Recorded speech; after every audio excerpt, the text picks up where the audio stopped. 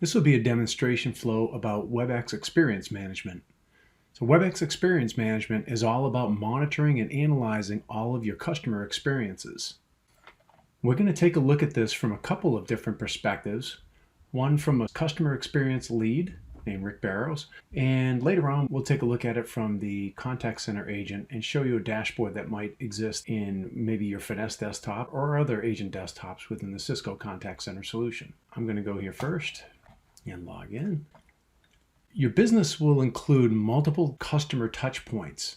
This is going to be a banking scenario example. So therefore, if you think of a bank, you'll have branches, you'll have websites, you'll have ATMs, a contact center, and overall, there could be other things in here as well, like credit cards or regional specific views. But this is what we've defined in here in this demonstration.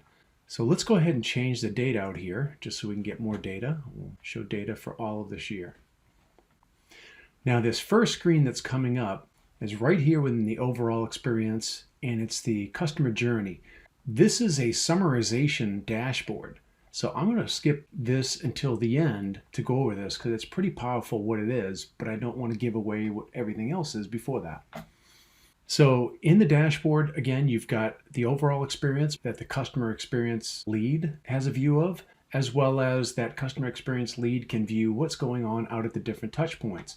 But you might also give access into this via role-based admission control to allow certain people, like let's say branch managers, the ability to go ahead in and take a look at things that are going on in their branch. So again, branch manager may not see all of this. They might just see what they need to see as far as what is the customer's experience. So you're switching personas as we go through the demo here. But each space in this dashboard is built in alignment with the desired KPIs or key performance indicators that the role of that person that's going to be looking at the dashboard will care about. These spaces are a simple blueprint designed to mimic the actions that the CX manager or the other roles might need to do each day when they log in, i.e. check the overall pulse, or monitor trends, or compare journeys, or prioritize actions. Again, each of these roles will have these to do on a daily basis. Well, we can see right here on this branch chart that we can see how customers feel about us looking at the Net Promoter Scores. So a Net Promoter Score of 100 being the highest you can get, or a minus 100 being the lowest you can get. But you can also take a look at the customer SAT scores, or CSAT scores, and see what percentage of these are very unsatisfied customers versus the very satisfied. You can take a look at the key metrics for each branch, like how are customers grading us on the 1 to 5 scale about their waiting time or staff friendliness, our understanding of the customer's needs, the branch ambiance, and sentimental analysis all across the board. So switching back to the customer experience lead persona and coming back to the overall experience, let's take a look at some of these metrics here and the check pulse. This is a check pulse or an overall view of everything that's going on at all of our touch points, contact center, branch, website, ATM, everything all together. So overall, we're looking like we've got about a 38 Net Promoter Score, CSAT of 4.11, and a CES customer effort score of 5.47. And we can see our Net Promoter Score breakdown as we go through here, and even our Net Promoter Score by touch points. What is the NPS score at our branches versus contact center, our e-branch, which is our online branch, as well as just website traffic. And we can see here that contact center is doing better than some of the others. They've got a little lower Net Promoter Score. And sentimental analysis and things like that. Taking a look at monitor trends. This will give us a view over time of some of our metrics as well. So we can see on a quarter by quarter basis what's been happening with the Net Promoter Score. In this case, it's increased from a 36 to a 40. And if you've got more data over more time, you'd be able to segment this even further, maybe on a quarter by quarter basis over many years once you've got that data in your system. You can get monthly trends as well, see how things are moving, positive or negative direction, and CSAT trends as well, or monthly CSAT trends, and how many responses are being entered into the system on a month-by-month basis. In the word cloud.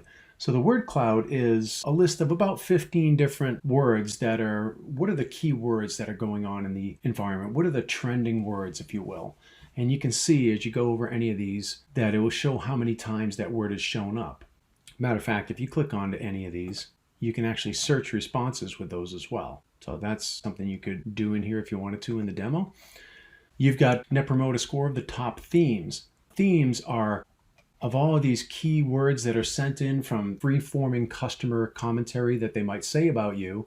So you might give them a survey that says, hey, scale us on 1 to 5 for this or that. But at the end of that survey, you might also say, put in any additional comments. Those are the things that will show up in the word cloud from the freeform. All of this too will create themes as well. So this is telling you how the Net Promoter Score is trending for the different themes in your environment. Okay, then you've got a theme cloud as well. So again, showing you of all the comments brought in here, how do they come together into different themes that are being talked about? And the color tells you if it's been discussed in a positive way or a negative way or neutral. Green being positive and red being negative and yellow being neutral. And how many times that shows up, as well as the theme river. So at a quick glance here at the theme river, and with all of these, you've got some information on the side that tells you what each of these things are. With a theme river, they're telling you what's going on over time here. So 113, 114, 115 of 2020, and on 115-2020, there was a lot of talk about staff, a lot of talk about products, and information was discussed as well. But not so much discussion about ATMs or et cetera, things like that. That's how the theme river goes. With any of these charts, if you see this icon right here, it tells you that the widget has drill down enabled. Click on the chart to view other options here. You can see that a number of them have that. We can go ahead and click in any of these areas to go ahead and see the information that produces that number. I could apply a filter to just look at that or view the responses from the customer. In this case here, we see all of those responses that have resulted into a negative hit on our overall Net Promoter Score. And I can click on any one of these to bring up that response in the center pane. You'll see as I click, the information changes to reflect what that person says. I can scroll down to see specifically what the comment was that was provided by the person in the freeform text, and other information as well, what they gave us for numbers in their reporting back to us on their customer surveys. On the right-hand side is our ticket area. So if we determine that there is some further response required, we'll go ahead and add it in here as a ticket so that we can get to closure and handle this customer in a proper way and make sure that they're taken care of. Going back to branch, one of the big benefits of this system is that we can slice and dice the data. We can do this by communicating with other systems of record within the client's ecosystem through our open APIs to fetch information like demographics and psychographic information and other metadata about the customers and our brand. And the Compare Journeys metric is all about slicing and dicing that data. In this case here, we're showing information across 5 different cities: Austin, Birmingham, Boston, Chicago, and Washington. At a quick glance, we can see what the Net Promoter Scores are, and we can see that Birmingham is doing better than all of the others, and that we probably need to do some addressing of some situations within Austin and Washington. Again, the same for customer satisfaction by location, and we can break it down by branch code as well, if the system's been set up that way. Also, perhaps looking at the customer sat by loyalty program, the Diamond, Emerald, Opal, Ruby, or Sapphire, or by age groups. And at a quick glance, we could see here that the above 60 age group has the highest amount of very unsatisfied customers, or by gender. Again, just slicing and dicing this information into things that are relevant to this customer experience manager or customer experience lead. Let's take a look at the ATM in this cross tabs capability, which was added in for the ATM business line manager. Again, any of these capabilities can be added into any of the touch points defined by the CX lead or the system administrator. This crosstabs area lets the customer experience lead or other folks create data views that they need at any time. It gives users of this platform the data they need and helps drive adoption of the platform even further. So with this year selected, in the data output set as table, we can do a keyword search here to try to find what we want to add to this and drag it into the environment. So right now, we're going to look at the average account balance per location.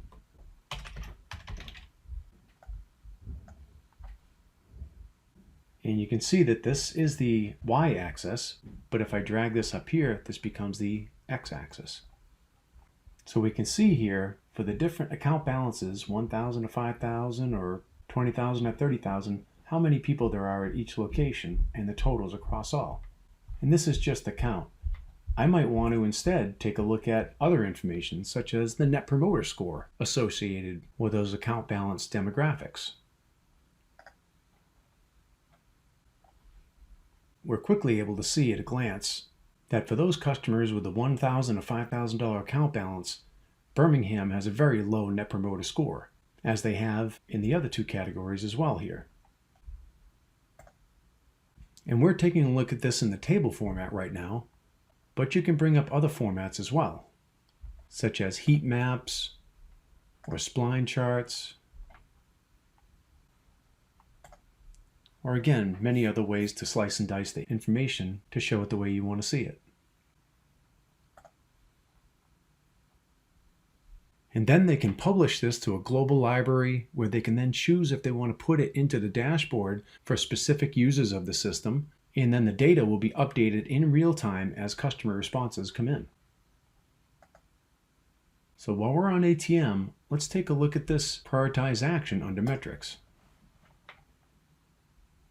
This tells the ATM lead or the customer experience lead what facets of the customer experience they should be prioritizing to work on in regards to ATM. We can see that from respondents, the comment most often provided is that we're very good at providing room privacy and security at the ATM, but a large number of customers have said that ease of navigation of our ATM application is not a great point for us.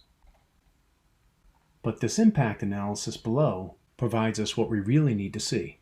It uses regression analysis to rank all of these statistical customer experience drivers according to the relative order of the impact of the NPS. This matrix tracks the rating on the x-axis and the impact on the Net Promoter Score on the y-axis. So although many customers in this environment do include ease of navigation as an issue, we can see that ease of navigation is number 5, and it's got a very low impact on the overall Net Promoter Score. As a matter of fact, it has the least impact, so therefore it falls into the ignore bucket. We can also see that clarity of instructions is something that we're doing very well and should keep that up, but the time taken for transactions has a very high impact on the Net Promoter Score, and it's not something that we're doing great, as shown with the average rating of a 3.89. So that's something we need to improve on and fix this. So these give you fantastic and easy recommendations of where you need to fix things. And that's summarized right down here under the goal recommendations for NPS. Taking a look at the contact center, again, each of these touch points can be built to show what the managers need to see within them. And there are a number of reports built right into the response analysis.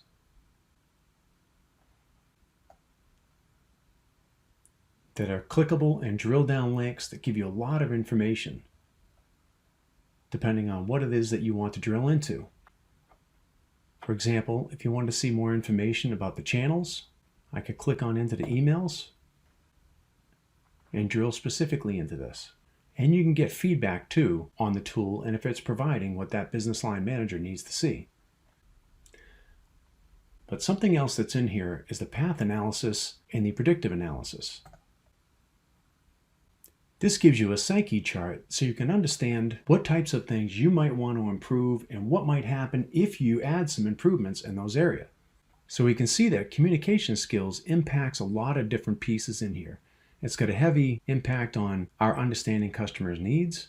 That's all about staff friendliness as well, and providing customer satisfaction, staff enthusiasm. But if we take a look at these down here, we can see which of these skills has the biggest impact on the Net Promoter Score. 19% coming from communication skills and 18%. But the biggest impact in this group is staff friendliness. So now we can go to predictive analytics to take a look at how we might change things and improve things. So we can see what our current Net Promoter Score is, and if we do nothing, it will be that way tomorrow as well. But let's say that we improved our communication skills from a 4 to a 4.5. That's an 11% improvement in the communication skills, but what that produced was a 2.5% improvement in the Net Promoter Score. But let's see if we increased our staff friendliness by about the same amount. You can see how a change in each one of these areas within our contact center is going to have an improvement on our Net Promoter Score. So we can find out where our biggest bang for the buck is. And we can set these back to how they were, but we can see that we can run these what-if scenarios to see how changes will impact the projected Net Promoter Score improvements. So the last piece to talk about for now is back on the overall experience. In the first screen that we saw, the customer journey area.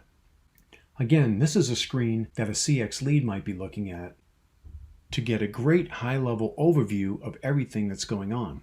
This is basically that journey view, and you can define this any way you want. But in this environment, we've broken it into discovery, or how does our customer discover what they need about our products? What's a customer's experience as they're evaluating us versus other opportunities they have? Account opening, as well as our ongoing relationship. And we can see that via the Net Promoter Scores, that the discovery phase and the ongoing relationship phases definitely need a lot of improvement. As we scroll down, we can quickly see what customers have said about those areas and where they feel that we need to provide some improvements. Such as here, they're saying that in the discovery stage, our website speed is very slow, and we're not quite understanding their needs as well as we should. We need some work on our communication skills, and again, the website speed comes into play for the ongoing relationships. Down below, it will give us some recommendations. Here we see that by improving the website speed, we could perhaps convert 31% of our detractors to promoters and increase our promoters from 58 to 89%. And you can see similar recommendations across all of the different points of our customers' journeys. And you can click on one more goal as well to see other recommendations. Let's go ahead and log out as our CX lead. And this time we'll log in as our contact center agent and show you what an agent dashboard might look like.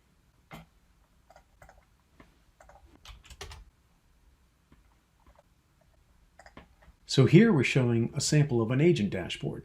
And we can see here that the agent has a much smaller set of information that they need to see. They don't need to see what's going on at the ATMs or at the branches.